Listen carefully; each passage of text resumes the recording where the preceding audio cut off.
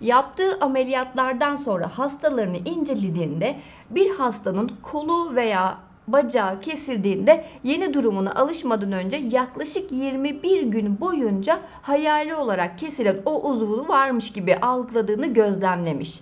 Herkese merhaba. Bugün hep birlikte zihin detoksu yapacağız. Zihninizi karışıklıklardan kurtarmak için bazı alışkanlıkları edinmeli veya bazı alışkanlıklarınızı değiştirmelisiniz. Ancak bu şekilde kendinizi ve zihninizi rahatlatmış olacaksınız. Bu nedenle öncelikle konuya 21 gün kuralıyla başlamak istiyorum. Hani bu herkesin bildiği 21 gün tekrarlarsan alışkanlığı kazanırsın kuralı. Bununla ilgili olarak öncelikle 21 gün kuralının nasıl ortaya çıktığına değinelim. Sonrasında zihni karmaşıklıklardan kurtarmak için yapılan çalışmalardan da bahsedeceğim. Şimdi bu 21 gün kuralı 1950'li yıllarda Dr. Maxwell Maltz tarafından öne sürülmüş. Yaptığı ameliyatlardan sonra hastalarını incelediğinde bir hastanın kolu veya bacağı kesildiğinde yeni durumuna alışmadan önce yaklaşık 21 gün boyunca hayali olarak kesilen o uzvu varmış gibi algıladığını gözlemlemiş.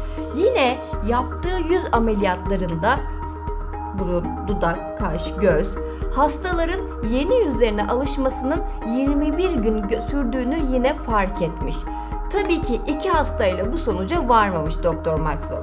Yaptığı diğer gözlemlerden de yola çıkarak 10 yıl sonra yazdığı kitapta bu bulgulardan bahsetmiş.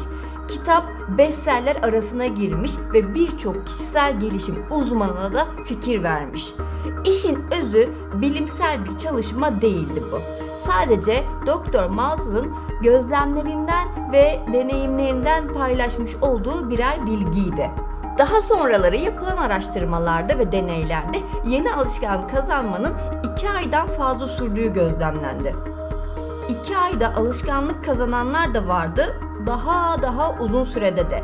Günümüzde beyinde yeni bir alışkanlık oluşturmak için 21 gün kuralı devam ediyor. Evet, devam da etmeli. Demem o ki eğer 21 gün kuralını içselleştirdiyseniz ve yeni bir alışkanlık kazanmakta işe yarıyorsa bu 6 yöntemi bu kurala göre yapabilirsiniz. Hiçbir sıkıntı yok. Ama bugüne kadar denediniz ve 21 gün sonunda da farklı bir sonuca ulaşamadıysanız üzülmeyin. Çünkü yaşadığınız hayat ve koşullar ve aynı zamanda şartlar yeni bir alışkanlık kazanmada sürenizi uzatabilir. Burada önemli olan motivasyonunuzu kaybetmemek ve istikrarlı tavrınızı devam ettirmek. Şimdi gelelim 6 yönteme. İlk olarak bilimsel kanıtlanmış önerilerde bulunan uluslararası zihin ve hafıza uzmanı Jim Kivik'ten öğrendiğim ve uyguladığım 2 yöntemle başlamak istiyorum. Şimdi bu 2 yöntemden bir tanesi arkadaşlar, beslenmenize dikkat edin. Nasıl yani? Yediklerimiz sadece vitamin ve protein olarak düşünmemeliyiz. Aynı zamanda beynimizin de bazı ihtiyaç duyduğu gıdalar var.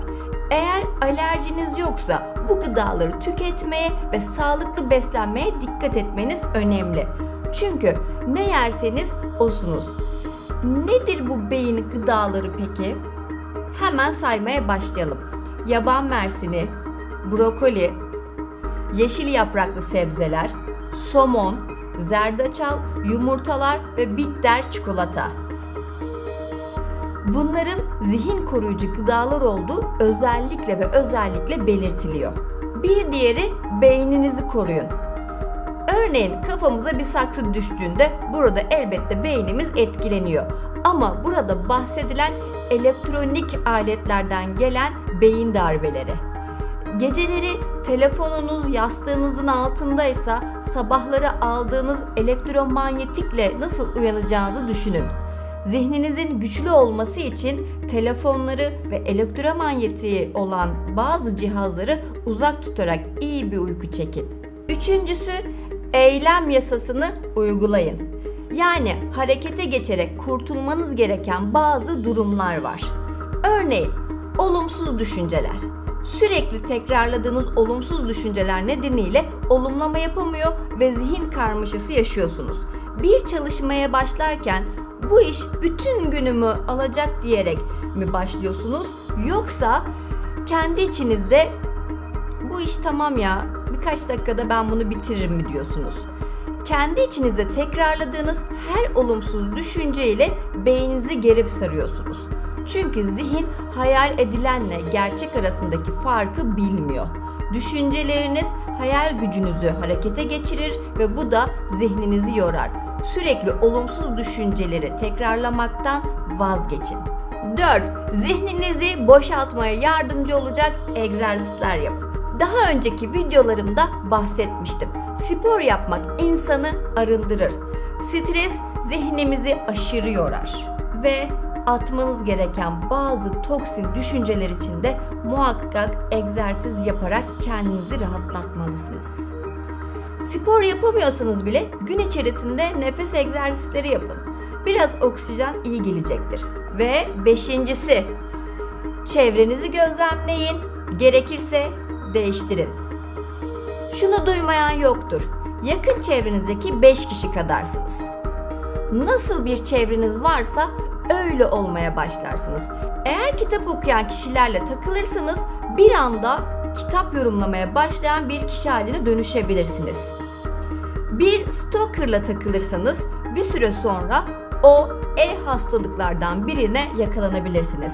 Bu bir nevi aynalama tekniği aslında. Farkında olmadan yanımızdaki kişileri taklit etmeye başlıyoruz. Eğer kafanız karışıyor ve odaklanmakta zorlanıyorsanız zihninizi meşgul eden kişi veya kişileri şöyle bir gözden geçirmeye başlayabilirsiniz. Ve sonuncusu, yani 6.'sı, temizlik yapın. What? Evet, temizlik yapın. Ama bu temizlik bildiğimiz cifleme ya da viladalama şeklinde değil. Su için. Evet, su içerek öncelikle vücutta bulunan toksinlerden kurtulun. Ve sonrasında iyi bir zihin temizliğinden önce etrafı temizleyin. Eğer çalışma ortamınızda sizi alıp başka dünyalara götürecek çok fazla obje varsa bunları azaltarak işe başlayabilirsiniz. Dağınık ve pis bir çalışma ortamında temiz ve çalışmaya hazır bir zihin beklememelisiniz. Çünkü odaklanmayı zorlaştıracak çok fazla unsur var orada. İster 21 gün kuralını uygulayın, isterseniz 2 ay tekrarlayın. Zihninizi kullanmanıza engel olan durumları ortadan kaldırmak için hemen harekete geçin.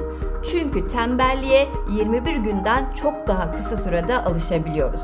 Ve bugünkü zihin açıcı videomuzun da sonuna geldik.